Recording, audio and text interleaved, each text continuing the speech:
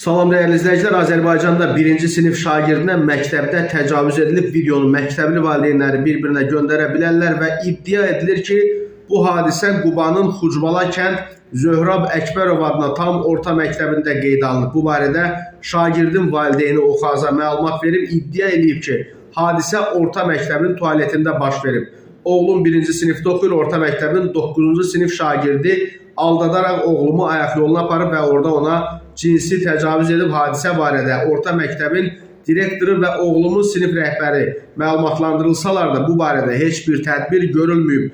Məktəb direktoru və sinif rəhbəri təcavüz hadisəsini gizlədiblər. Hadisə barədə şikayət edəndən sonra 9-cu sinif şagirdi saxlanılıb. Fakta görə cinayət işi başlanılıb.